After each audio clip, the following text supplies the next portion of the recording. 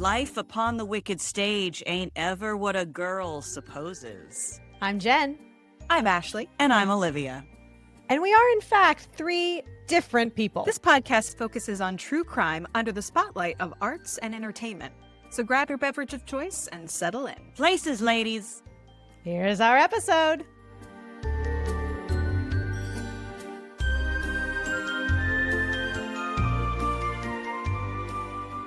We have in our studio today the one, the only Matthew Palm from Orlando Sentinel. Yay! I think we mention Matt like every episode. We do, Matt. Once. Wow. We invoke your name A lot. constantly, and you're internet famous, and it's usually in awe of how the hell does he do it, and what would Matt Palm think? You know what, guys? Merch. Yeah. What would Matt Palm do? I think we need bracelets. WWMD. What would Matt MPD? What would Matt Palm do? And Matt is sharing a mic with Ashley, so if they sound a little different today, it's because Matt doesn't have technology in his personal house. We barely have technology in our person. That's true. He got to see us try to figure it out before we Y'all know how long it took me to get this damn microphone. I had what did you call it? Season and a half. You called it like Fisher Price microphone. Yeah. Well, better than me would be shouting at my laptop. So it's old school journalism. I work for mainstream media. Remember, I print people in print. Print. I still use a notepad. I do. Print. Love it. For, print is not dead. It's not dead. It's not dead. No. For our listeners who are outside of the Central Florida area, just give us like a quick. Who are you? And just like, what is your job? Because some people, I feel like, even who think they know, might not actually know what your job is. I was gonna say that might be for the Central Florida area too. What is your job? What does it entail? Well, my job is an ever-evolving and expanding concept. Basically, I work for the Orlando Sentinel, which is the daily newspaper in Orlando, Florida. This job is called. When I was hired for it, it was called the Theater, Arts, and Culture Writer and Critic. Does that sound like a lot of stuff? It's a lot of stuff rolled into one. It's a classic. It encompasses, as you can imagine, a myriad of topics. I'm technically cover arts organizations in 4 different counties: Orange, Osceola, Seminole, and Lake. Which is always sad to our friends in Volusia and Polk. Yeah. I think I should also be covering them, which, in an ideal world, sure, but there's only so much time because we're talking like more than, 60 arts organizations. And that's just one. This is correct. Arts, capital A. Arts, yes. So all orchestras, classical music, ballet, dance companies, art museums, which of course is partly why I'm here today to talk about. Anything that could fall under culture, which sometimes leads into things like the circus, Disney on Ice. Who's going to cover that? Matt. So, yes, it's more things that you might expect that like a quote unquote theater critic would be covering. Now, part of that is fun because, it does give me a little more variety than, I drew the line once at a monster truck show. I was like... I don't even so I don't know how to be a person to do this. Wow. I'll be next. They'll be like, it's art. How would you start to review a monster truck? I'm trying to imagine your take on the ferocity of the roaring engines was captured in the flames painted on Thunderbird, right? Killer Cybertruck. Well, you nailed it for sure. But But the trickiest part about it all is the fact that it is, as you heard, writer and critic. I am the news reporter on these topics. And I'm also the critic of the actual work that these organizations do. And so that, as you might imagine, is often personally a little tricky. As I might be interviewing, the leader of one organization about a news story, and then 2 days later I'm sitting in the theater saying, I don't really like the way this turned out, or this could have been better. And, it can be a little awkward, but also Yeah. it means that my time has to be split. And this is something a lot of performing arts organizations don't quite always understand. Yeah. Like only a third of my job is really supposed to be spent reviewing. A third. Wow. A third. Only a third. Yeah. Wow. 1/3 reviewing, 1/3 news reporting, 1/3 feature columns. I have 2 columns that run the paper every week. Wow. Calendar section and Sunday's travel and art section. And then, like previews, interviews. Right. Sometimes I do like roundups of events that are coming up. My team name is Things to Do. So our emphasis is always on telling our readers things that they can do to enjoy their free time. Only 1/3 of my allegedly 40-hour-a-week job is supposed to be spent on reviewing. We have formulated that to be 100 reviews a year. And that is kind of what the limit is, the goal is. Mhm. So for example, wow. So that works out to like 2 reviews a week. That's great. Wow. So when do you sleep? Ever? Do you? I do, but I sleep at odd times when people that are emailing me like, why aren't you answering this email? We're curious all because we were kind of like, what are we going to ask Matt? We have this undivided attention. And so what kind of arts or theater is your favorite? Not like to review, but you, Matt Palm, the person, what do you enjoy? Oh, tricky. What do I enjoy? Matt's like, I Yeah. hate the arts. Matt's like, I want to go to a monster truck I show. want to go to a monster truck show. No, I will say that, and this is going to be sort of a standard critic answer, maybe. Maybe, what cape versus chicken or be? I guess, are you a critic because of this, or do you be critic? I like to see new things I have not seen before, and I'm not that picky about it. I mean, there's something exciting about experiencing a story for the first time, or a piece of music that you've just never experienced before, to judge yourself. Like, what emotions is this music making for me? What am I gleaning from what these characters are saying on the stage?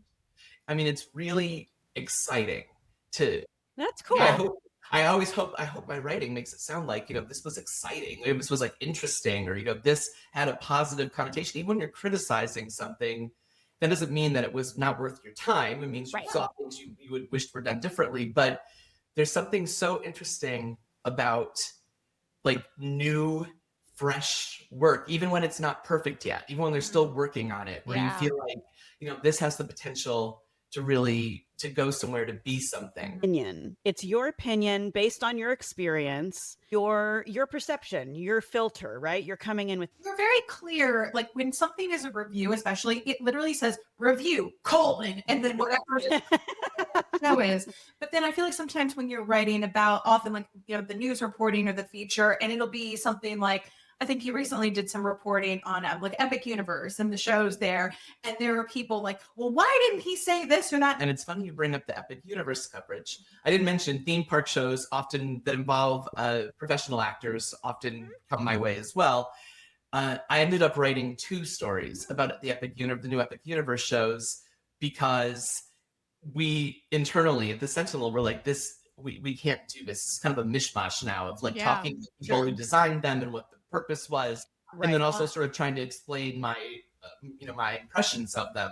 So we ended up doing a news story that ran first about, here are the shows, this is what they wanted to achieve, and then I came back like a week or 2 later with, okay, now I've seen them, here is what I thought about them and how they worked, and my emphasis, the way I usually cover theme parks, is what is sort of the professional human element to it, right? But here's the thing, and again, I just wrote a column about this that ran recently, just talking in general, like theme parks need to remember that all their beautiful buildings and things is the people that make it work. One of the reasons that Toothless is so amazing is because you see him interacting with actors playing the characters from the franchise, or guests who sort of become like part of the show and their interaction. That's why you're like, oh, it's adorable. He was standing there. Right. You think, well, that was cool, but you wouldn't have the same emotional connection you do to see the interaction between actual people, actors, and the technology. And there's that when it, even with that technology,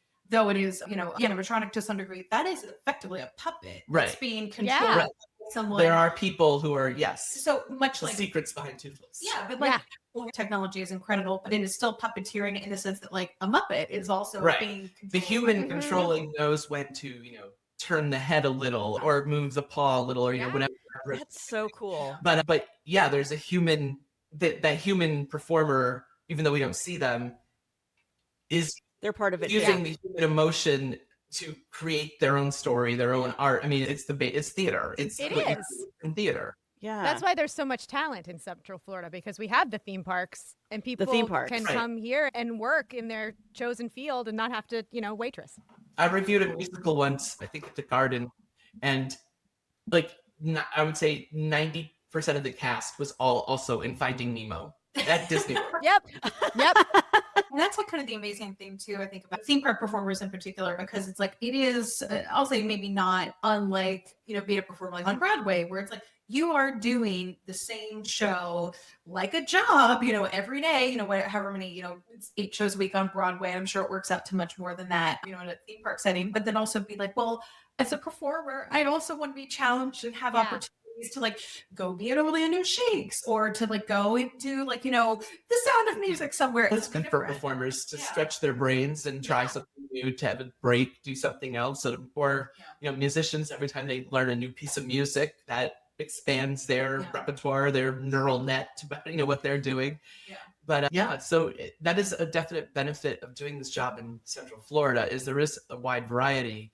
And I'm talking about like monster truck shows, and that Feld Entertainment produces a lot of the Disney ice shows, those big arena shows, that Jurassic Park show that toured through, or they're based in right outside our coverage area. They're based down towards Sarasota. So we actually get a lot of their touring productions first. Like they do Orlando before they go out around the country, which then also does add to why we cover them, because we're the first way. We're the first. New people have not heard of it. It's news in that sense. That it's something new. So there is just a huge wide variety that I get to do here. I mean, it's too much. It's too much, everybody. A third. If you see like Matt Paul, just like, I don't know, it's like, how should people approach you? Like, should be like a hug, like a high five? Here's a Starbucks. Give you a drink. Like, here's a glass of wine. Do you need a Snickers? Do you need a Snickers, Matt? You need a Snickers bar to kind of. But no, it's funny. And I mean, we won't belabor this, but the other confusing thing about this is all 3 of those jobs are happening on a different time scale. Yours is generally immediate. You're trying to do that as fast as possible. My columns have deadlines, which are like a week to a week and a half before they publish. So I'm working in the future on those, like trying to say, I know this isn't happening till August 8th, but I've got to turn this into my editor next week. We need to talk about it now. These are very time specific. I'm going this day. I turn that around within a day or two. Yeah. Your mind has sort of keeping 3 calendars as what you're actually doing. And that's why you still have a notebook, so you can write it all down, and no technology is going to mess with your calendar. I still have a planner. Yeah, me too. Colored pencils. I love color coding things. I love it. I love it. Matt, so this kind of is a little bit of a segue into the other thing, because we want to talk about you and your world and just your, but we specifically wanted to kind of do about which we did was a previous episode, which hopefully we don't get in trouble for, because we definitely shared our opinion. Allegedly. We're not journalists. We don't have journalistic integrity. We have no integrity. We, as a matter of fact, none. We are beholden to no integrity. Given the volume of materials I purchased and looked at for my John Wilkes Booth episode earlier this season, I'm probably on an FBI watch list. Yes. This is already sailed. The horse is out of the barn. There's already a warning to our local officials. You may want to not sit in the box of any theater.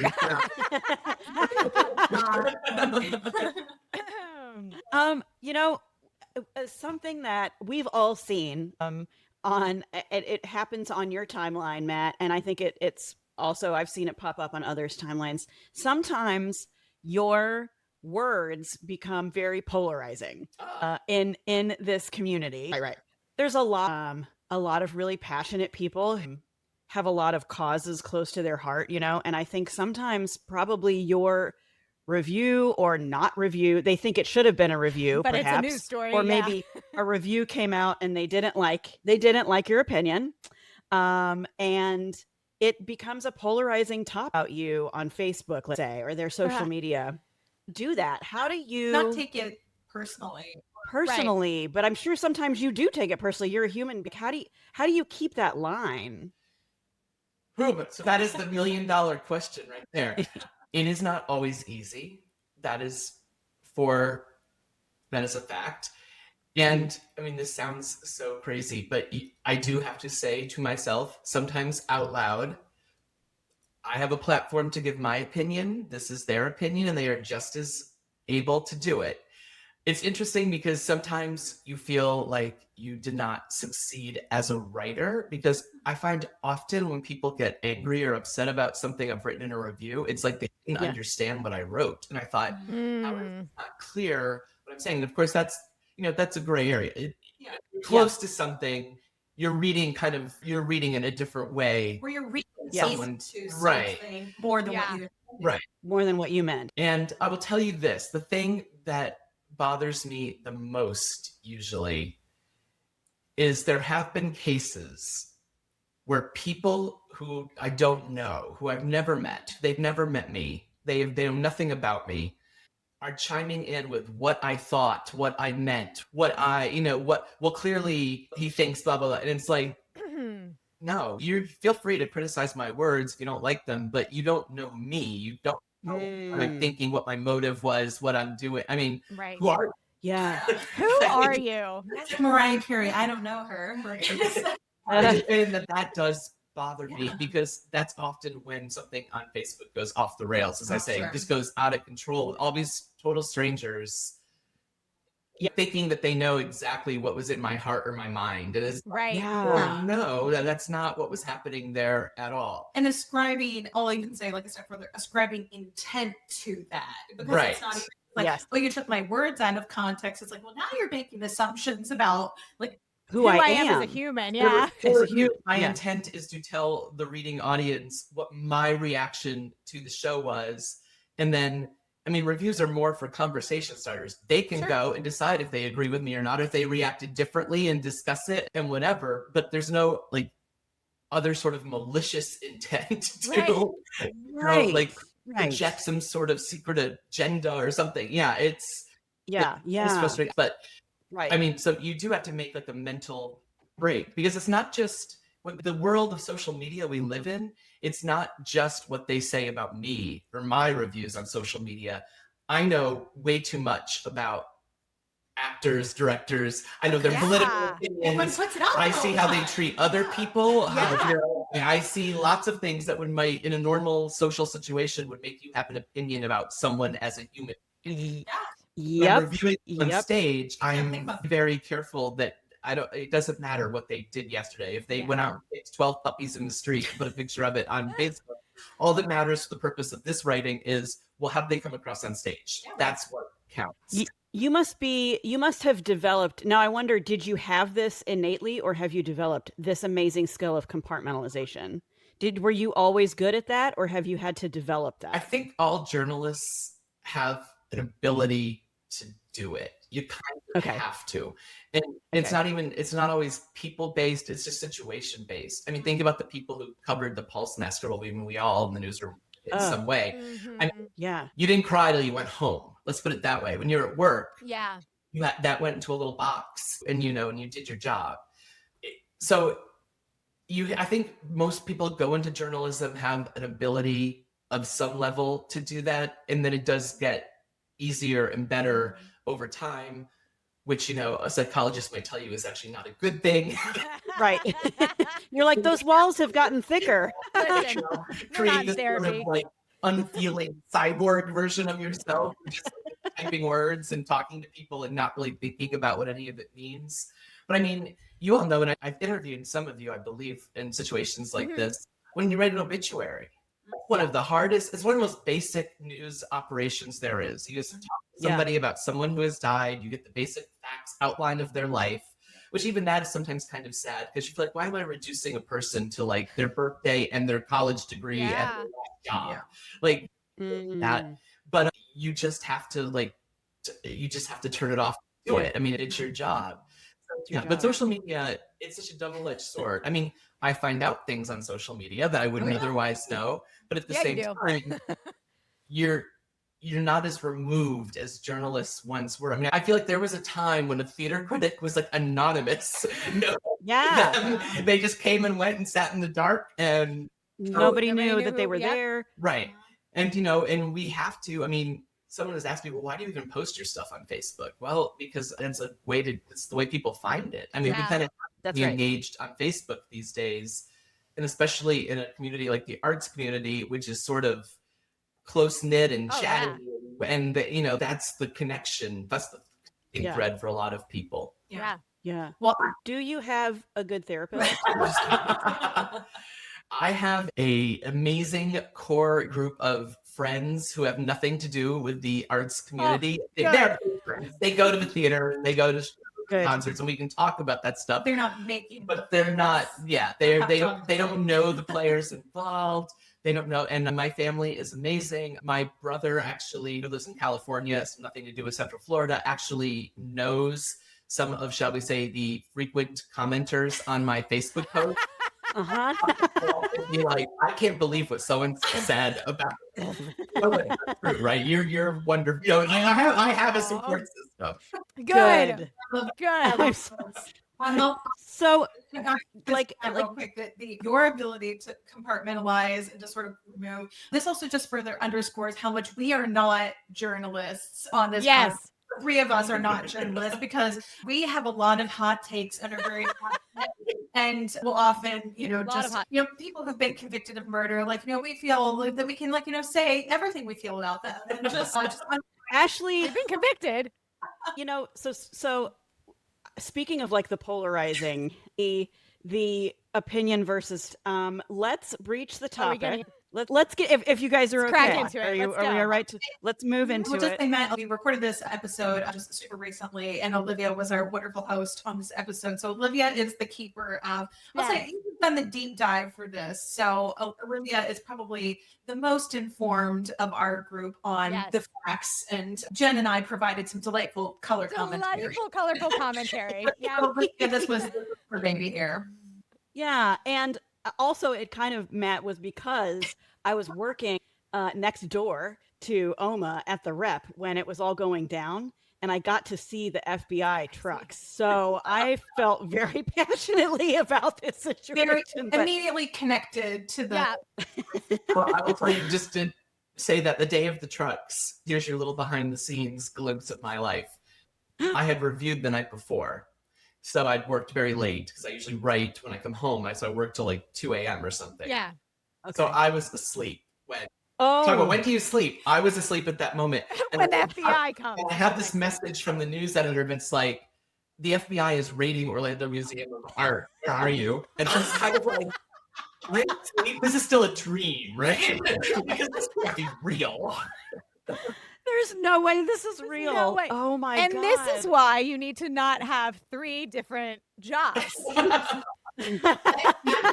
Well, I would have been there if.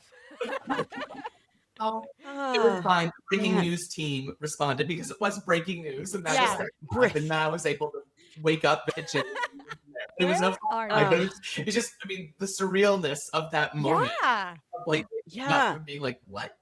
Wait, what? What? Little Orlando? What the heck? Was this your first FBI investigation? Oh, it has to be. Surely I would have I'm sure I would have remembered. Any other criminal investigations? His true crime coming to your beat? Oh, that's a good question. That's a great question. Good question.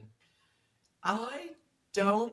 Well, yes. I mean, I have dealt with police agencies and police reports on things. Okay. And looked into things. Some of them did not really pan out because charges were dropped, or the case was so. How would I put that? The case was so negligible, or did not have enough of a community effect to It wasn't a story. It wasn't really a story, especially a story that I would write. It didn't make any sense. So I mean, I've dealt with police agencies for sure. FBI. This was but not the FBI. But not federal. Not on a federal national So, I mean, take us through, we went through the whole Olivia took us the thing. We just couple episodes. listened. Yeah, I was, we kind of went through the thing.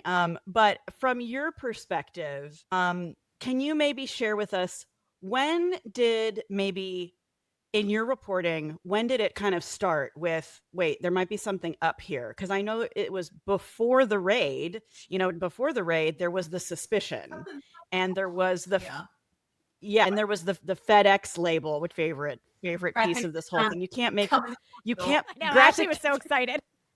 The graphic designers solved it. That's right. Graphic design matters. Your font. Before that, there was like the whiff of these might not be real. So when did it come to? Yeah, go ahead, Ashley. I was also going to say, even with regards to, and just speaking to some of the, I'll say maybe like morality or objective truth at the museum, especially if there was that Pollock lectured on, that then sort of whoopsie daisy, because like there was some, I'll say, the provenance of the Pollock was also like a little bit sus, and that shortly before this. So it's like, was there any whiff ahead of this? When did the troubles start, Matt? When did and just in case anyone's listening to this that didn't listen, what we're talking about, let me just give a quick. What we're talking about is, if you haven't been subscribing and downloading us every other week, first of all, where have you been?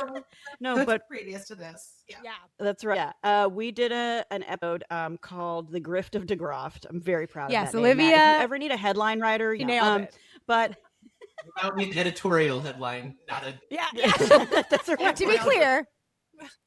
That's right. But we did an episode talking about scandal for painting collection of Basquiat's that were revealed at Orlando Museum of Art 2020. That was supposed to be like never before seen. It was called Heroes and Monsters. And there were questions around the background of these paintings before the exhibit opened. And about a week before the exhibit closed, the FBI came and raided for talking about, and Matt, the guy, the reporter throughout this. So when Ashley says, when did the troubles start? If you're not familiar with this, first of all, give it a Goog. You can find all of Matt's articles, as well as national articles. If you want to listen, Olivia did a great job like breaking it down for us, because this was a national story.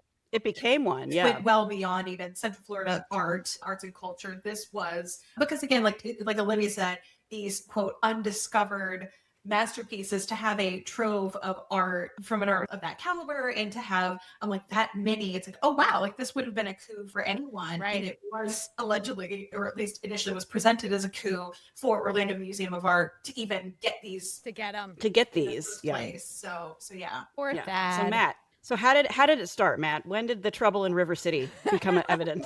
Well, adding it to our playlist. Let me put it this way. I have gone back, of course, and read my first article on that exhibit over and over. Because, of course, I feel some sort of sense of, oh my gosh, I should have known. I should have been not just reported what they said at face value. Part of me is like, what research would I actually have done on that? Like, I'm not a visual art critic at all. Like, all my criticism is directed at the performing arts. Right. I only cover visual art as news and columnist. So, so I was like, I don't have the background to, and really, how would anyone just walking up the street and be like, well, they're obviously fake? I mean, of course. So the first story I wrote about it was not a news story at all. It was one of my columns for that week. And it was just like, here's something interesting that's open. And there was a little to explain to people maybe a little who Basquiat was and why his art is significant. And here's, they've never, these are recently found. Because you do find recently, recent art. Oh, it happens. It does happen. Without any insider knowledge on my part, I didn't really have any reason to be super suspicious. You're right. The Pollock thing was weird, but at the same time, it's almost like, well, then they've had their blip for the year. You know what I mean? You wouldn't expect that. Yeah. Now it's going to double down with something else. Right. Just to remind, there was a Pollock, a talk on a Pollock, and there was the controversy. Well, there's just still doubt about its provenance as well. I mean, people aren't 100% sure. Here's an important fact. This happens in the art world all the time. It just doesn't happen here, so you don't pay any attention. And it usually happens without this much fanfare. Sure. Okay. Like people are constantly reevaluating. Sometimes people who have hung, museums that have hung paintings for decades suddenly do some new forensic testing or something, and we're like, oh, this isn't from the time period we thought at all. It happens. Yeah, you're right. I wrote this first article, and then a couple of weeks later, a freelance writer who writes for the New York Times published an article that had lots of people in New York and South Florida, the Miami art scene, saying, we're very skeptical of this. We don't think that it's real. And that reporter is enmeshed in the art world, has covered art, it knows about art, galleries, has all these contacts. It makes sense that he would have a better track on that. Okay. I thought the story was, I took it to my editors immediately and said, look what the New York Times is reporting. But that story relied entirely on off-the-record anonymous sources. Like, no, I know from working with you over the years, you don't like that. The Sentinel has a very, it has a matter of life and death. Or neither. Until the FBI came, but yes. Because when you read that story, you could read it as, well, they wanted to stir something up, so they found some people who aren't even sure enough of their convictions to give their names in their galleries. To just sure enough their convictions to give their name. This from Facebook. People write, anonymous. All the time. When you're hidden, you can do anything. Yeah. They create fake accounts and say things and disappear. Yeah, totally. But I thought, you know what? It's in the New York Times, which is an old newspaper. Yeah. I thought it's in the New York Times, which is noticed. So I wrote an art article that has cast doubt. Okay. On this exhibit, and I talked to some local experts and people hear about it, and the overwhelming feeling here at the time was, well, that's because Miami and New York experts look down on Orlando. Right. Would have anything of value here because they think we're just like a Mickey Mouse theme park. How dare we? Yeah, sure. You're right. I believe I read during this time that I think Aaron made the comment that they're jealous and they don't think something like this should be happening in Orlando. That was kind of how he hater. But it was haters. It really was a consensus among, I spoke to 4 or 5 different local people, and that was kind of the consensus. Well, because sadly we're kind of used to it. People throw that our way. Right. More than all the time. More than I would like. Yeah. Yeah, absolutely. It trickles down in lots of different ways. The way people look down on the work being done in theme parks is, somehow less than working on a stage in a standalone theater or Right. And I'm sure there's also a level of just, unrelated to arts altogether, but just like, the Florida man of it all. It's like, well, Florida. It's like, what you doing down there, Florida? We're not all Florida man. Right. So that was kind of the first sense that, well, maybe something is weird about this. Yeah. But it still wasn't enough to, there wasn't anything concrete really to hang anything on. Honestly, I think from then it was just, talking about it. I, would try to bring it up with other art leaders. Another thing is most people in the arts, and this may be true of any profession, are very cautious about saying anything about another organization. It's one of the people who are really the experts on art in this town. They all work for other art museums, other art galleries, and they just want to be on the record bad-mouthing. Of course. They're just, that would just be their speculation. And I will say there were people who said, well, there could be something to that. There really could be. Because it's such an unusual find and story. Yeah. Nobody had any sort of concrete evidence. Yeah. Right. And what we know now, what we didn't know then is the FBI actually did have some evidence. They'd interviewed the man who allegedly had the paintings in his storage locker before he died. They had, they were working on the man in California who later admitted that he had forged some of them. They were gathering evidence. They were. Right. And that's one of my favorite pieces also of this. All of this, we thought it was being revealed as it was happening. And the FBI was like, we've been looking at this since 2012. And we were like, what? They were just waiting. The FBI was waiting because nothing illegal had been done yet. Right. and it wasn't till it got here and it was presented as authenticated, then they could move on it. And I just loved that they were sitting in the wings waiting for like 10 years. Right. Yeah. Slow burn. They had to Slow burn. give them enough rope to hang themselves with, because you can paint anything you want, or you can make any type of art you want, and you can even copy one for one, like famous art. Yeah, people do it all the time. They sit in All the galleries time.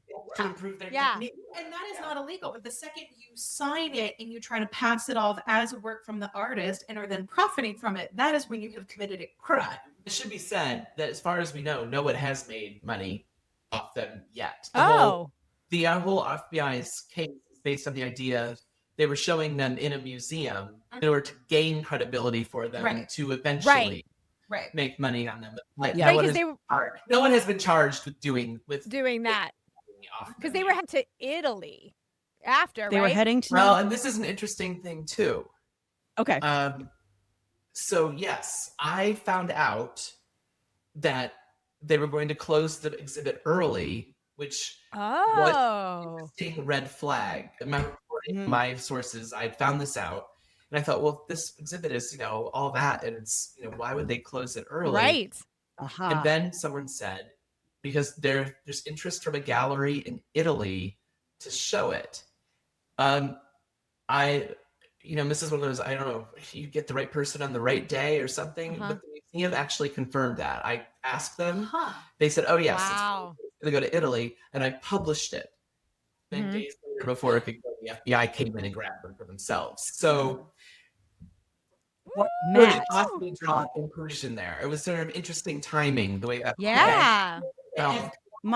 that they had planned to, at that point, leave the country, which then becomes a little trickier to seize them. It's like we gotta go now.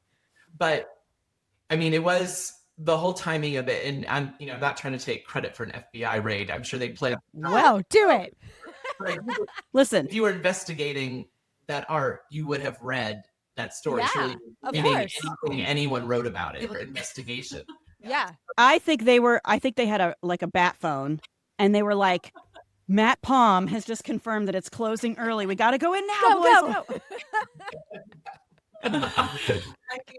Great. So this means I'm on some FBI list somewhere also. That's all right. Join us. That obviously, hell broke loose. Like, what's the FBI? What's involved? And then more and more information started just rolling out. Like, the FBI, mostly about the FBI's investigation. And and what they had been looking into and all the crazy details. Now, it was crazy on my end too, because, as we've established, I do not have contacts at the FBI. I've never had. To be clear. Contrary to popular belief. Whereas one imagines the New York Times does have contacts with the FBI. I also not usually feel like the New York Times is interested in a story, a series of articles I am writing on. It was strange that it kind of felt like at times a competition between the New York Times and us. Yeah. But we had, of course, also different motivations. Sure. The New York Times is a national newspaper. This is just sort of a national scandal story to them. I cover the impact of local arts on Central Florida. Right. So I had a lot more interest from our local perspective of what does this mean for the museum? Right. Does this endanger the museum? Yeah. At the time, almost 100-year-old museum be forced to close out of this. I mean, well, and we're coming right out of COVID too, so everybody was already not doing so great. On the ropes. Yeah. So, my reporting was always sort of through a different lens than the New York Times. That's why the Orlando Sentinel is a local newspaper for Central Florida and Orlando. Right. The New York Times is trying to give a national kind of perspective. So I would touch where some of the national implications were, but it just wasn't, it was so much more concerning to us here what's going to happen to the museum. Right. And of course, the way the museum handled it, the aftermath, which was part of, what are you helping your long-term future by the way you're going about this, or are you hurting your long-term future? Yeah. That's right. This, and I could get experts and other people in the arts to comment on that, and even like PR professionals, and what should they be doing? But as come out, I mean, it was chaos there, as you'd imagine. Yeah. It was I believe, their first time dealing with the FBI. So I want to talk about that too, Matt, what you were saying about just now about the aftermath, where it's like, okay, the let's say fraud or, possible fraud has been exposed and the FBI has like seized the work and now the museum is having to respond. Did you find that like difficult to get people to then speak on the record as far as like, yeah, this is what's going on, even just from a factual standpoint? Or did I'll say the doubling down of like, no, we're the victims, we've done nothing wrong. Like, did that start right away? Did that seem unified, or was it, what did that exercise look like? Because I know some people or some organizations, when faced with an issue like this, they will bring in like a crisis PR person. Yeah. And there's a very, I'll say, like well-crafted and rehearsed, good, bad, right, or wrong. It's like, this is our statement. And then other times it's chaos and different people will tell you different things, or there's not really like unified voice. Like, did that impact your reporting? Yes. I mean, obviously this is a lot more difficult than asking, a director of a play, like, hey, what's your play about? I mean, because the bottom line was, and this is something that can be debated among PR professionals, among communication specialists, what is your tactic going to be? Just spill as much as you possibly and humanly can and try to, show the community every little thing you're doing? Or is it batten down the hatches and just ride it out and wait until later when maybe you have a moment to collect your thoughts and can give a more, concise statement or something? And I would say chose the latter. They did not want to really dive into what was going on. They did hire a crisis specialist. I have dealt with crisis specialists on other stories over the years. So that's tricky because because when you do that, it means it was a woman who was from out of town. So there was, no rapport. I mean, she was professional and civil, and so was I, but it wasn't the same as calling up someone you've talked to before. Right. Yep. It just makes a difference in how you interact with people, obviously, if you know them or you don't. And so she very much stuck to a party line of, the museum has not been charged with any crime. So we are assisting the FBI in any way we can. And while we're assisting them, we're not going to say anything. Yeah. And my attorney has advised that I do not speak on this further, is like all it's saying. Right. So what would end up happening is, I ended up writing a series of stories because there were some things that were public records. The FBI's affidavit of what they were doing, due process. They had to explain why they were doing this. So I could get stuff like that. Then I could ask specific questions about their statement and the museum wouldn't answer. But in some cases, it gets to the point where the more you put in the paper, the museum would not explain that, or if the museum declined to, say what this was, it almost might backfire against an institution. Yeah, because it's like, why are you barricading so hard if you really didn't do anything wrong? That's what it makes everybody think. And, I'm not even saying that's the case. I'm just saying that it starts to leave with people after a while. Yeah, That's right. Eventually, the museum got a little more communicative, I would say, over time. I think, and I'm not trying to pat myself on the back, but I think there is something. They did see that I was trying to be fair and, I was doing my job. I was trying to be unbiased, and this is what I says, this is what, and I said to them at every interview when they give me their little 2-cent statement, I will print, I will, got to go through editing, but I will report to the best of my ability whatever message you want to give, but you have to give me a message. Yeah. Right. You have to give me something. Yeah. Right. And that, I think eventually they started my reporting. They felt confident enough they would open up a little bit. Went on into the lawsuits era when I have a lawsuit against Aaron DeGroft, the director who had sent all this going. Aaron DeGroft countersued. That opens up a whole bunch of new stories because then you have court documents. And even if nobody will talk to you, we know what their positions are because they have to lay them out in their lawsuits. Right. And that's right. And I could read those documents and file that stuff. And so that was interesting from, a journalism. People think journalism is so like we're all, running around. That was interesting for me because that kind of maybe swung the balance of reporting back toward me from like the New York Times, for example. My connections, but I was monitoring the Orange County Court website. The New York Times paying any attention to that. Yep. Right. And then in the midst of all that, we also had the whole financial aspect of the museum, which was getting more and more in financial trouble. And so that was interesting from, a journalism. I mean, people think journalism is so like we're all, running around. That was interesting for me because that kind of maybe swung the balance of reporting back toward me from like the New York Times, for example. Oh, okay. My connections, but I was monitoring the Orange County Court website. Aha. The New York Times paying any attention to that. Yep. Right. And then in the midst of all that, we also had the whole financial aspect of the museum, which was getting more and more in financial trouble. Like donors were hesitant to donate. Yeah, of course. Were hesitant to associate. And just as you said, there was still like the post-COVID issue. Yeah. Grants were down, attendance was down. There was just a lot going on. And this crisis management team, the lawyers that they had to hire, this was all draining. Yeah. Right. Yeah.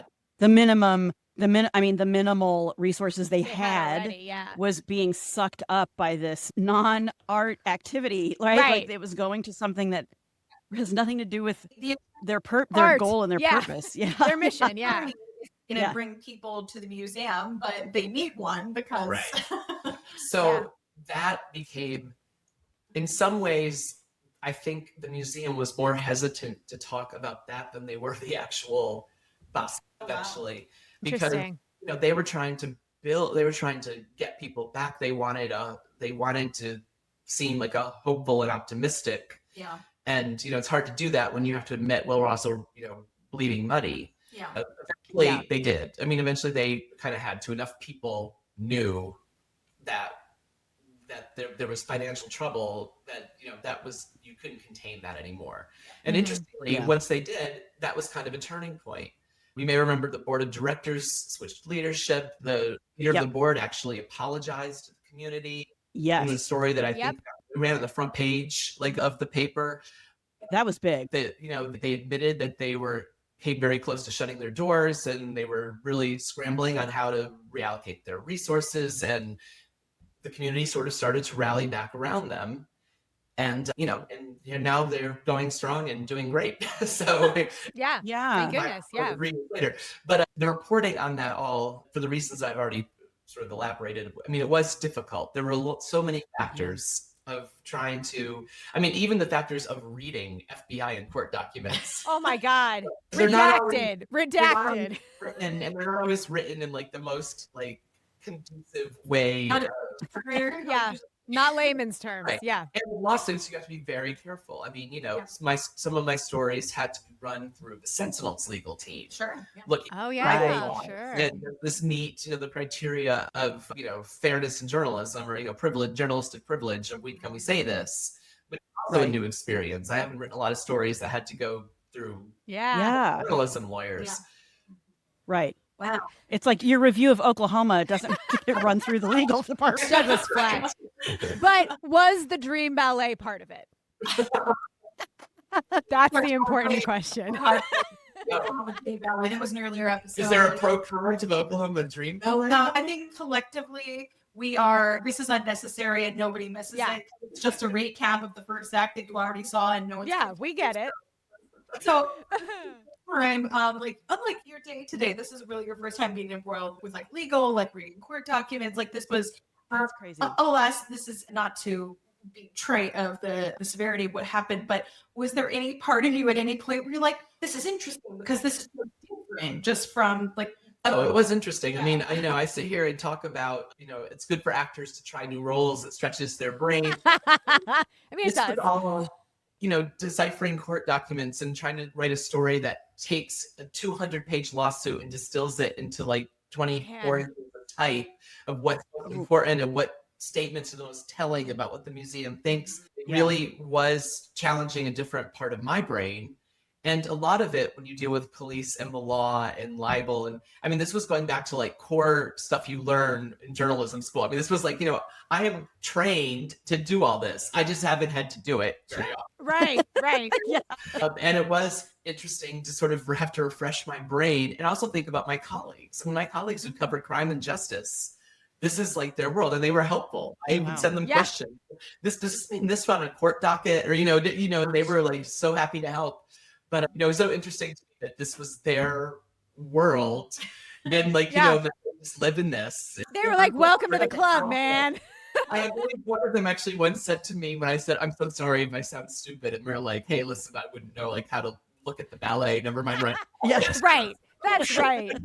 So, I mean, it was interesting. There was I'll tell you one crazy behind the scenes story. We were trying to get a story up. We were working on a story about the museum's finances. Mm-hmm. And I can't remember. I'm trying to remember how we subscribed to the New York Times news service. Sure. So it publishes stories from the New York Times, national stories. And I think we saw, even though my story was like 99% done, we saw that the New York Times was going to write something or publish something new about the museum. And it was basically the story that I was 99% done with. They were obviously also writing the same story. Yeah. Scoop. Yeah. And so my boss, the editor, called me and said, let's get this story in the paper tomorrow so we can at least, if not scoop the New York Times, we'll tie them. I mean, it was just like in its final editing stage, But in the meantime, I was covering, it was during the winter, what used to be called the Winter Mini Fringe. Now it's called Yes. I was going to say, was it it had to be something fringe related. It was in January. And I was at Winter Mini Fringe, I was at Art Space downtown, and they hold that festival. And I already was double working that night. I was going to run downtown between shows the way I'd done the Fringe schedule to run over to the Kia Center because it was the world premiere of the new animal-free Ringling Brothers Circus. Circus, which again comes from Feld Entertainment, Florida. We were the first people to see it. And of course, taking animals out of the circus, a big news story. Big deal, It worked. So I somehow in one night managed to I saw 2 Fringe shows. I went to the circus. I wrote a circus review, and the people at Orlando Fringe were very kind, and I sent them, listen, I have a breaking news story. I can't really even talk about what it is, but can I use your office space? Oh. While I was waiting for my the last late Fringe show, I went into an office at Fringe Art Space and finished the music, got the museum story done, then online. So there's 3 hats all going at the same time. Oh my God, that's insane. And that is the thing where I would sit and think, when did my job become this? Racing against do we have the FBI facts right? And I mean, there were definite moments that made it very different than my usual chaos. Yeah. And chaos, but this was different chaos. I love knowing that in the midst of it, you were literally going to the circus. Literally, I could never drive. Literally laughing, semi-hysterically in my car, thinking that expression, not my monkey, not my circus. Not my circus, not my monkey. And I was like, oh my God, but this is my circus and my monkey. This is it. Oh, what a So appropriate. What a show. Matt, I want to ask you something. You've kind of hinted at it, but I'm going to dig down and be a reporter for a second. Oh. A reporter with no morals. What? Great. No integrity. You mentioned no integrity. That's it. I do. You have morals, Olivia. I do have morals, just no integrity. Integrity is not a standard to which you are being held, Olivia. That is, you are not. Cool. But you mentioned to me how you felt a sense of not just deep responsibility to the community, but you also felt kind of a little bit of a sense of guilt. I'm paraphrasing what you said, but that what you wrote could end up being helping to close this, long-standing institution in Orlando. Mm. What is that? What's that responsibility? But you are beholden to your Integrity. I don't know what that's like, but you're beholden to this integrity. How did you kind of navigate that?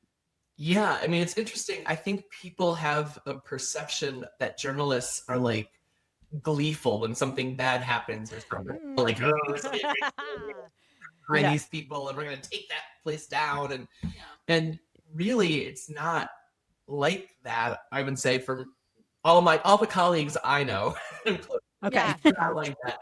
I mean, you're gleeful when you feel like you are shining a light on a problem, but most journalists, we get into journalism because we hope to help. I mean, you get into journalism to be informed and to make good decisions and to know what's happening so they can live their lives accordingly and do the best they can. So yeah, I mean, the more I dug into this museum thing, I thought every time I write a story about this that makes the museum does not cast them in the best light, that could be more sponsors or donors who pull out, or to back up in everyone's mind. But ultimately, and this is something that theater professionals need to remember as well, I'm not writing these articles for the art museum. I'm not writing art reviews for the actors or the director or the theater. I'm writing for the general public, and they are the ones who I work for. They are the ones who I'm serving. The community as a whole. The community at large who needs to know these things and then needs to act accordingly. Because ultimately, even when it's, a sad situation like what was going on at the museum, you still kind of hope, well, then maybe this will spur some sort of change for the better. Right. It's a lot more politics. And with the museum, we interviewed some people who, had been volunteers who were trying to, put pressure in different ways. And, it's always hard to gauge how much is that successful when there's like, a change.org petition. We often scoff at them and say, well, no one's going to bring back your canceled TV show if you do a petition like that. But in the case of this, where it's more just like public pressure and perception, if an institution sees 5,000 people have signed a petition saying we want this and this, a nonprofit beholden to these people, well, that might influence their decision making. It might make some sort of true. Yeah. So, I mean, there were attempts to do that. And then those stories, I would feel like, well, maybe this is helping, maybe this is pushing everyone toward, being more transparent or being more responsive to the community. Or at the end of the day, as you say, you just compartmentalize and say, well, it was true and fair and balanced. And at the end of the day, that's the best I can do. And now it's the world to like figure out what to do next. Well, and it's also like the part of like, you're saying like you want the organization itself to succeed. And sometimes that means pointing at, in this case, wrongdoing, but, potential like, just like errors of, judgment or like, bad business practices. Right. That sometimes it's like, you're not saying, oh, this organization should no longer exist and the work they're doing shouldn't exist, but maybe like a person or like a leader is like bad decision, or it's like, well, this team is moving in a direction that is not healthy for the organization, and that there is opportunity to turn the ship around, or to say, okay, we're doing this and it's not working, we'll stop that, or we made a mistake, sorry about that, let's correct and move forward. But at no point is the goal to say like, oh, the organization should fall. It's like, no, but maybe, I don't know, and like stuff like this has happened before. Maybe, this one staff member who was like, accused of like terrible misconduct, maybe they should be removed because like they're burning the organization, like things like that, to preserve the whole, but to still like say, I have to report on, the problem because you do want it to exist going forward. Right. Yeah. No, it's the same. I mean, in some ways, this is a strange parallel, but like a story like that is like writing a theater review. Sure. You're not saying the show should be closed or fail or don't go. You're saying, there may be room for improvement, in my opinion. Right. Or there may have been, here's some things to think about that might have elevated the show. And in my case, when you're a critic for a long time, a theater's productions or, an orchestra's concerts or ballet's productions, you're sort of competing against yourself. I mean, a critic wants the bar constantly moving up a little higher, especially in our community, which has grown so much over the 16 years I've been doing this. And so you're kind of nudging theaters too. And so I feel like it's part of my job to point out if an organization starts backsliding and the quality feels like it's going from where I've seen it be. Well, as an artist, that you shouldn't be competing with anybody else. You should be competing with yourself to make yourself better all the time. So yes, give us a review. Tell me what I can do better.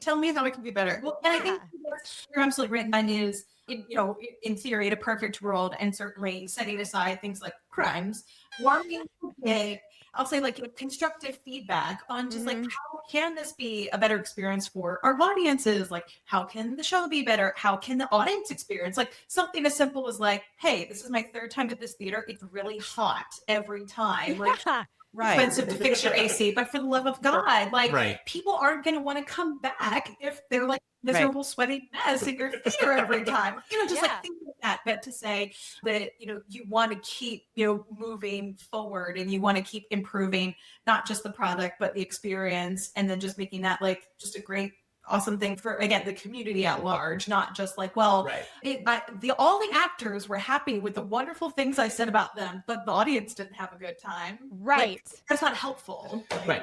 You're there for the audience. Writing reviews is a different kind of integrity than news integrity. I mean, news integrity is being, fair and equitable and not letting your opinion color how you're presenting the facts to readers. But integrity in a review is you can't pander to the actors or the theater. You have to you're on the audience's side, and you have to, reflect your legitimate opinion. And there are times where I have loved things that people have been like, oh my God, well, you're nuts. We hated that. And so, no, I actually really did enjoy that. And, sometimes I've thought, oh God, I'm trying to think of a show that won't get me or anyone in trouble. But like, something like fluffy, like Mamma Mia. And I'm like, this was such a great, am I really going to be like, this was a fabulous production of Mamma Mia? But here's there's nothing wrong with fluff if it's done like nothing wrong. I was just circuiting it this week with somebody, and I haven't seen it yet, but I'm going tonight, I think, to see the new Jurassic Park movie. Oh yeah. Oh. Like, well, it's not, and they were sort of, and I was like, it's not Citizen Kane. Right. It's a popcorn movie. Thank you. Assignment. I just want to see the dinosaur. It's just a good time. It's a popcorn movie. Right. I don't need it to people see Jonathan Bailey and his slutty little glasses. People take things way too seriously. Yeah. I agree, Ashley. Like, let it be entertaining on its face. That's all I need. Yes, it's fine. It's almost like the, what do you call it? It's like the backseat driver of people giving notes about specific performers. And I'm like, have you been on the Broadway? Like, right. Like, it's like, oh, I'm sorry, they didn't call you Chad. Like, we're Chad, man. That Chad is such an asshole. He's everywhere. I don't know. It's like, well, it's not your job. Yeah, let people enjoy things. I guess. People enjoy things. It's fine. Yeah. I will say, I've gotten a couple. Sometimes you see a review dismissed by someone as saying, "Well, the critic just didn't get it." I get that, and I have different reactions to that. I can remember one time. I should admit this because it makes me sound a little crazy. Like, I would stand up, so of course it's a Facebook comment, and I remember standing up and sort of pacing around my living room, saying, muttering out loud, "Well, yeah, I got it. I didn't like it." I didn't think it worked. Oh, I got it. Just because you think it's art doesn't mean I think it's art. It's my blank wall with a post-it on it. Not art to me. Some people think they are so highly evolved and so much further beyond that if they get any criticism, it's because you are too low IQ to understand what I was trying to do. But what's right to that is, because the other reaction to when someone says, I didn't get it, is, well, I thought I got it, but let's say I didn't get it. Sure. If I didn't get it, isn't that a problem? Who makes art? Yeah, right. If part of your audience, including the critic, did not get it, then maybe there is room for improvement. Maybe there's an issue. That's right. And dismiss the review. Maybe there's a reason to pay attention to what the review said. I would imagine that you probably work to leave who you are in certain ways at the door. Like, you're coming in with a more general perspective of, like, what I mean is you're not coming in as, a white male representing the, I think you probably try to come in more blank slate, I guess is what I'm trying to say. Like, there's certain filters you can't undo. Of course, you are you. But That's an interesting thing to say, because there is an effort to do that. But how it usually has to play out in my rating, and as you say, there are filters you can't undo. Right. You can't. You can't take them experience. You have to. Right. I call it fessing up when I joke with my editor. I'm like, as well as trying to fess up. But it's more just admitting what my bias or my lens might be. Like, sure, there you go. Doubt, for example, which is the play about the priest accused of sexual abuse and whatever. Right. I'm Catholic. So you might think, oh, he's not going to like a play, but it's like taking a real strike at the Catholic Church. Right. I actually love Doubt. I think it's a fantastic play from a theater point. But I do usually, if I have to review it, if it gets done, I try to work in somewhere that I am Catholic. So people are aware that that is part of what I am bringing to the table in this. I love that. I'm going to show and say, I think I've used this phrase, although it still gives me pause. If you are white, some of this might be difficult to watch. It has to do with, the pain of people of color or something. Or, you try to remind people that, I'm just sort of semi-joking about not getting it. Things in art are going to land differently with different people because of their experiences. That's what makes it art and not fact. I mean, it's art because you respond to it based on your feel something, life. It's just you come in with things that you can't undo. You can't undo. You can compartmentalize to a point. You can't necessarily turn it all off. Seth, are you telling us that you were a human person with I know it is shocking and hard. Everyone, you heard it here first. You heard it here first. I love how you said that, though, because I think what you're saying is you come in as objectively as you can. However, you acknowledge that you're not a blank slate. Like you have to acknowledge the things happening. And you have to, you have to. It's a balance, right? Yeah. Whatever you can put off your plate, you try not to. The things that are just attached to your plate, you have to acknowledge. The audience, your readers know what's fair. Yeah. I will tell you, sometimes there are things where I've one pet peeve that developed over the years. Alas. Pet peeve, but it means something that sort of can trigger me. People didn't send the photos. No, not yes. A show, and not a show that doubt that deals with sexual abuse by priests, but in any sort of comedy where there's a throwaway joke about sexual abuse in the church, especially the Catholic Church. Sure. Oh, I don't care. I don't like that. I think it's too serious for throwaway jokes in the most cases, and I think it's become tired and lazy. It's heard too many of them. I don't think that's because I'm Catholic. I think it's because I go to a lot of theater, and it's find something else to joke about. Here it is again. It's time. Yes. Time for the joke. Yes. If you tell a joke about rape, it'll put me in. That's one of my things. I one time lambasted a fringe artist who rated their show family friendly and then had a joke about rape in it. No. What? Whoa. Yes. I was furious.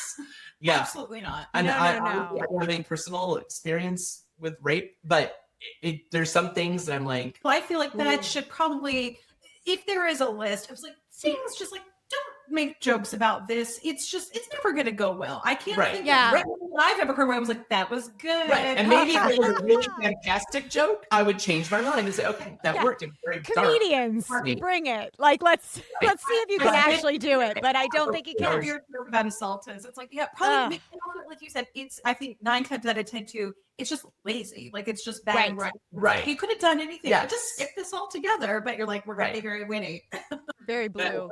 Right. I'm giving you examples when can just be rewriting their scripts and take those things out if they wanted to. People right here, folks. Yeah. Don't rape and don't make throwaway jokes of child. Don't do it because you're right. It's too serious. Right. Just don't. I would say it's a problem. Everybody laughs because they know it's supposed to be a joke, but everybody laughs that way of they're uncomfortable. Yeah. Shouldn't be here. Yeah. Again, hot take. I feel like sometimes, and this is Orlando specific. It's all right. Why, as a group, do we feel compelled to stand at the end of every? Oh my God. You know my take on this. Jen will not stand. I will not stand unless you deserve it. I don't care. It's if you deserve it, I will stand. Orlando's you made it to the last line. Standing ovation. No. It's Orlando, though. I think, too, I have been a part of, or rather experienced, 3 in my life, what I call true standing ovations. Instantaneous, rise to their feet. Were so incredible, and it was so impactful, and the audience, and it was, one of them was maybe 2 were a mid-show standing ovation. I feel it's also a true test of is this really, or is it just all right, we're getting up anyway to go to the car?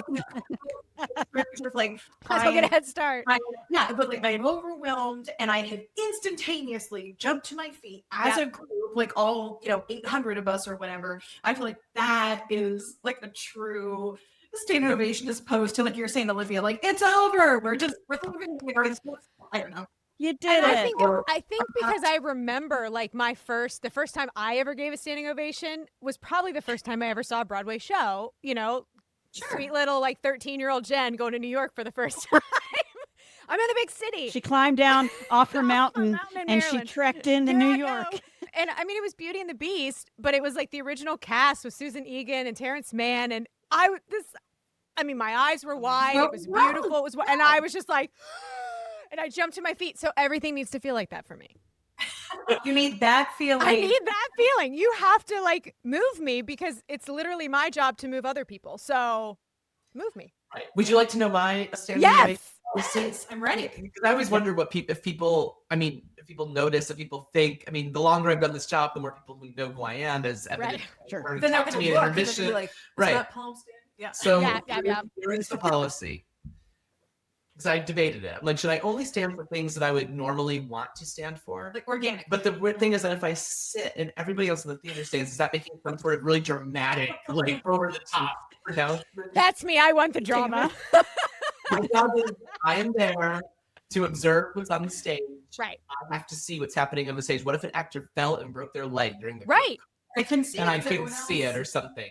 You're right. So when the people in front of me stand, I stand with them. Oh, there you go. The people in front of me Fair. don't stand and I can see the stage, I don't stand. It has nothing to do with my personal feelings. Yeah. I just do it so I can see what's happening. Okay. Stage. It's very practical. I do Practical. that for the same reason, but because peer pressure.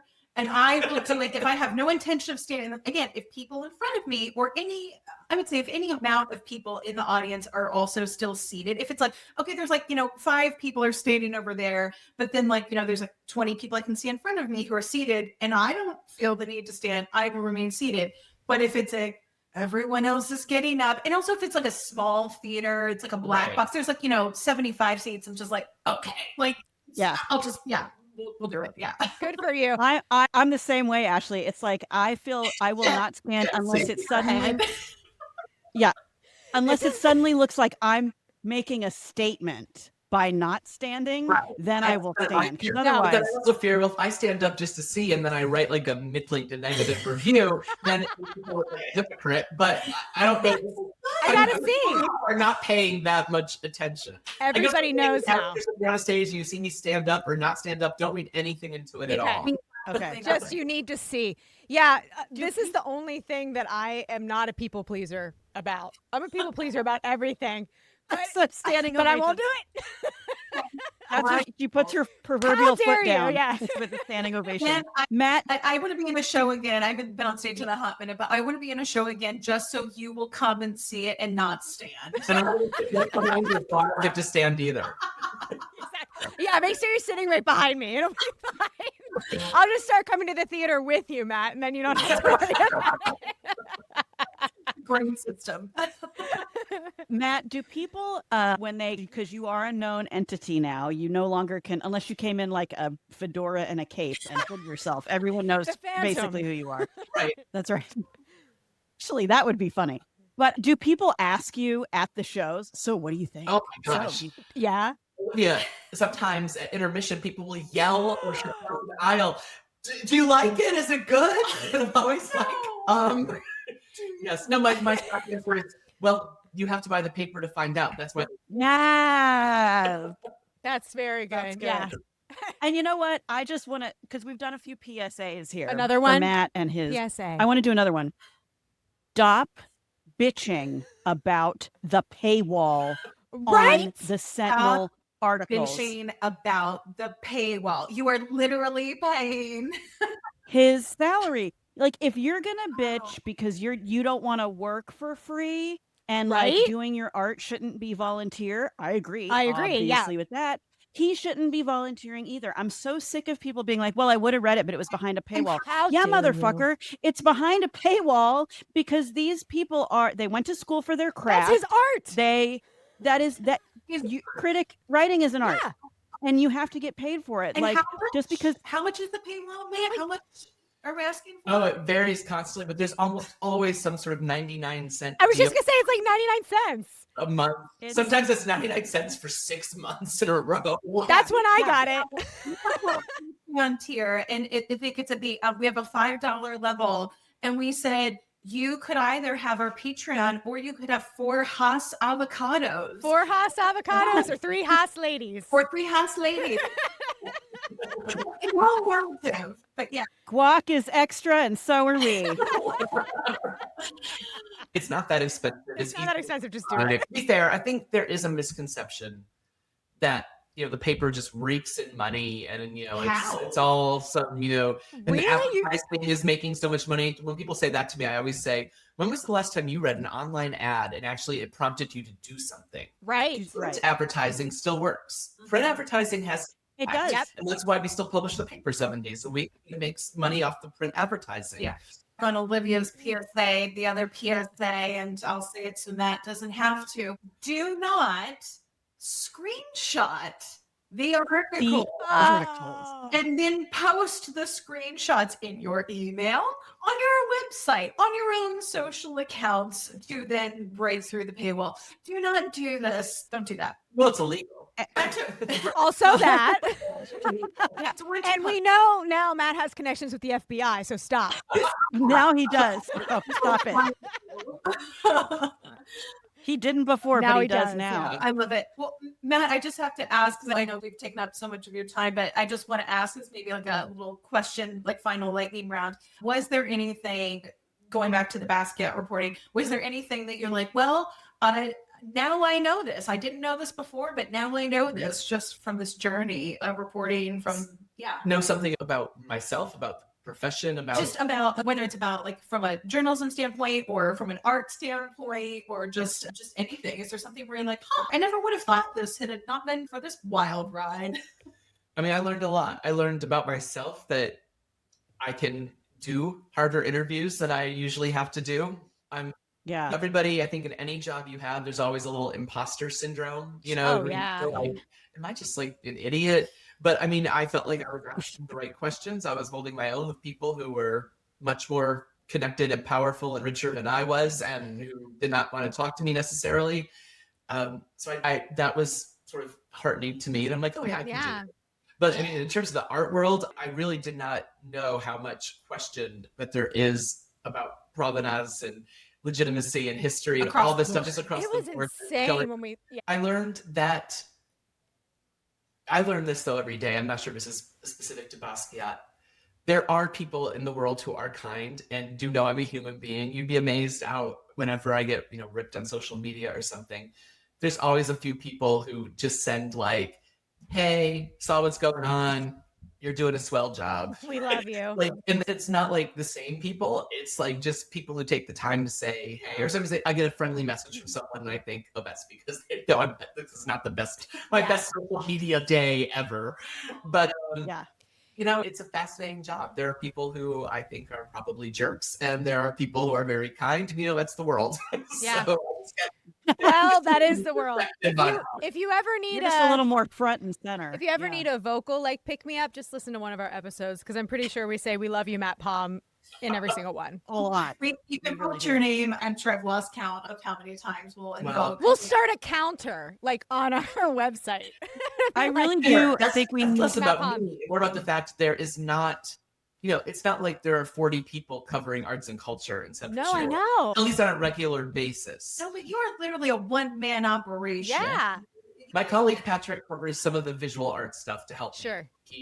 But he's like me. He has 12 different hats. Every time I'll be like, Patrick, I can't get to this art gallery. Is this something you might be interested in? He'll pitch in and help. So, I mean, I have a little help. But, it really, it's the way of the world. It's the way of the media landscape. If you need me, Matt, I'm available to not stand up.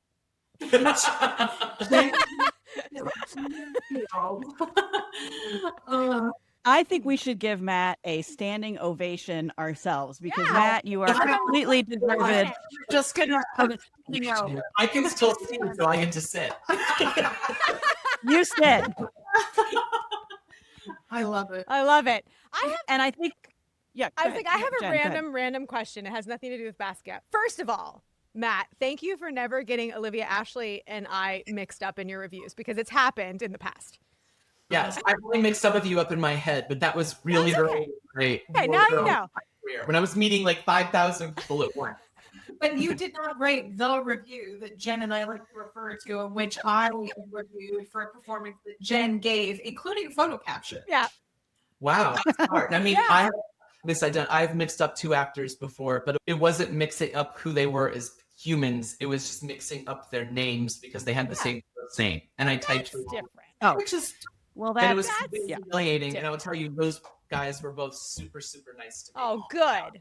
oh, good. As They they were the should wrong be. friend ago. Oh God, why am I jinxing any Yeah, right? about like because it just means you're gonna make a terrible mistake any second now. No. You But you'd be amazed how your brain plays. All right, I'll admit this. I just made a terrible mistake. okay. It was of all things, and it's one of those ones where it's just like, oh, what was I thinking? I wrote a story about for a column about the Philharmonic, which is doing a lot more of these films where the orchestra plays. It's actually an Yes. orchestral concert. The Star Wars, it was great. Same time, and they're super fun and interesting. Paying so much more attention to the music and how it's working. Yeah. And they have a bunch coming up. And I mentioned the movie Psycho, and I meant to say Tony Perkins, of course. Anthony? Yeah. And Anthony Anthony Perkins. Hopkins. Oh, that one, yeah. You said Anthony Hopkins. the lamps. Yeah, he And played that's Hitchcock. exactly what I was thinking of. Brain was It like, just right. You can sort of see how my brain pattern worked. But Yes. I'm completely the wrong person. And a reader very kindly wrote it. Good. And even said, I can actually see what your brain did, uh-huh. but I'm sure you know it's really Tony Perkins. And I'm always like, thank you so much, because even if it's wrong in the paper, I can correct it online for Yes. years, Right. and we do. But I mean, yeah, stuff like that. I don't think I've ever done an entire review. A tire review. Like the wrong. We still have to find it. We gotta like subscribe a- to newspapers.com and like find it. I'm still picturing something like, Mother isn't feeling well today. That's the crossover we did. And that is somebody's Yeah. fringe show next. Fringe show, right? We come up with a lot of fringe shows on this podcast. Anthony, Psycho and the Lambs. The title, Yeah. right? I go of You the heard it here first. You're there first, guys. Yeah. That's right. Doing it, no doubt. But I have this random question. So, other than writing, obviously, was there an art form that you ever took part in, like in school, or you still do? You know, are you a clarinet player? I don't know. Wow. No, I took piano lessons my entire, Okay. which is the basis of my music background, and then I marched in marching band playing I guess you would call it a glockenspiel, but not like the little one, the kind that looks like a piano keyboard that you Oh strap on. my God! Yes. And they basically were like, we need somebody who knows the keyboard that can play piano and who is tall, big enough to like Carry it. And so I was drafted into marching band, and I'm like, this is the weirdest instrument ever. Oh my God, so much fun, because it's like playing the piano, but it's like pounding. Yeah, yeah. Great. I love it. I did all that in high school. My high school was very small. It was the second smallest public high school in New York State. So we did Okay. not have like a drama program or anything like that. This is back in the olden times. I But get we it. We had one musical when I was just the chorus teacher, Mhm. and got with like an English teacher, decided they were going to do a musical. Yeah. Yep. Mr. Opus. Yes. That was my school. Yeah. Oh my gosh. And I was, I was only in 8th grade, so I was like, sailor number 2. I had Right. like one solo line in That's all I could name. yes. Thank you. Like, 10 and years then ago. when I came to Orlando, I was in 2 community theater productions. You were. What were you in? Yes, very community, like church, like below anything. I mean, it had to be below anything I would potentially cover. It was just like a little church. Right. So, one was Your Good Man, Charlie Brown. Oh. Were you Charlie Brown? No, I was. Oh. I'm too happy to be Charlie Sailor Brown. T- he I'm was not a sailor good number actor. 2. I'm not an actor. I was Schroeder. Oh. Oh, with the Of course, piano. duh. Look at that full circle. Yes, and it was a fascinating learning experience. I mean, I know the theater literally involves blood, sweat, and tears, but it really did. At one point in the show, this is just one crazy example. I, as Schroeder, am playing my little toy piano, and Lucy is, harassing me. Yeah. And we had this bust of Beethoven, and I had to slam it down. Like, when I get finally fed up, but the cartoon, Yeah. I can't stand it, whatever. I slam it down and feel it break in my hand. Because, It's like disintegrating. I mean, the bass like just cracked all the way through. And I'm like, and I hold it with one hand, I just hold on to it, finish the scene, and I need this like 2 scenes later for Beethoven, where I am like doing all this stuff with it. With his now broken With his bust. now broken bust. Oh So my I God. run off stage, and Charlie Brown, the actor playing Charlie Brown, the gentleman playing Charlie Brown, the fellow Persian, was also kind of our handyman, like set builder. Great. Yes. Well, many hats. Yes. And, this is so low tech. I'm just like, the bus broke. He's like, I have a glue gun. He's playing Charlie Brown, running on stage, coming back, working on the thing, and he had that done by Beethoven, literally hot glue, and I just took it out there. Yes. Hot glue, and the show went on without I it. love it. That I we got a love little it. glimpse of what Yeah. happens So, all the time. The other highlight of that show, which, and again, sympathy for actors, although I'm not a professional actor, I screwed up Poor Sally Brown's song twice, 2 different performances.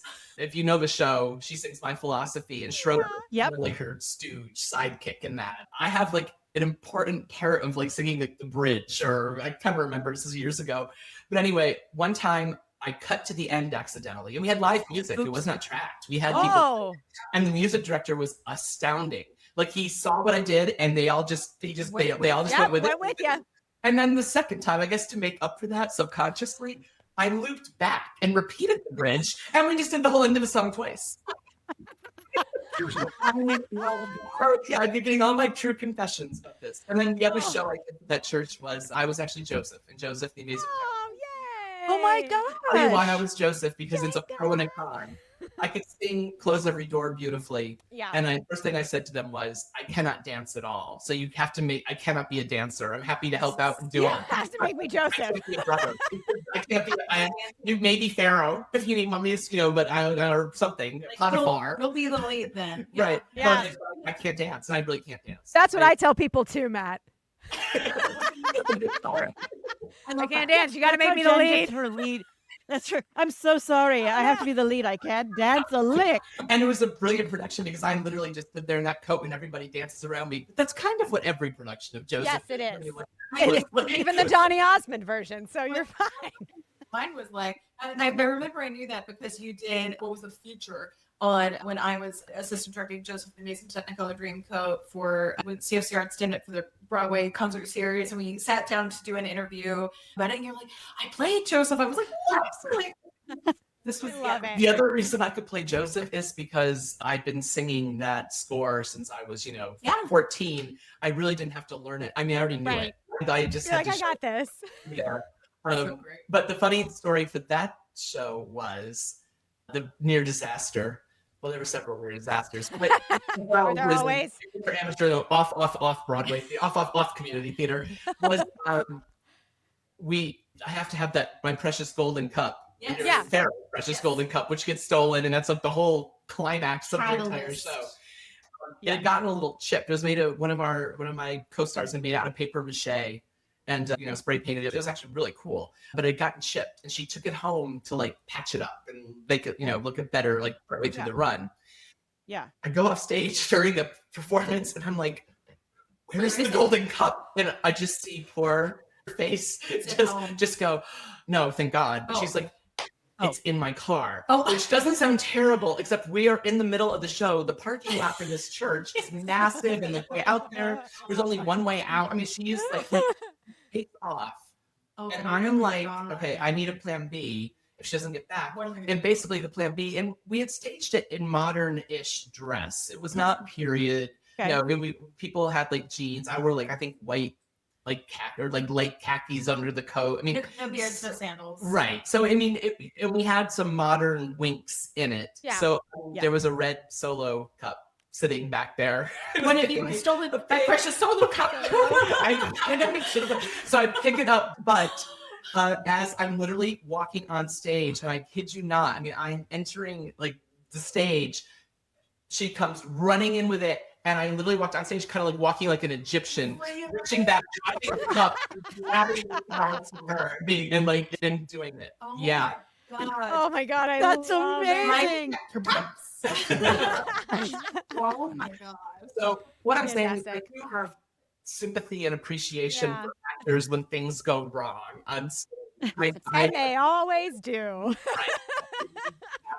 So the next time a performer may be on stage doing a show and there is a mishap, like, oh God, Matt Palm is doing. You'll just be like, I know, I've been there. Right. And actually, if something goes terribly wrong, you get credit from me, depending on how you recover.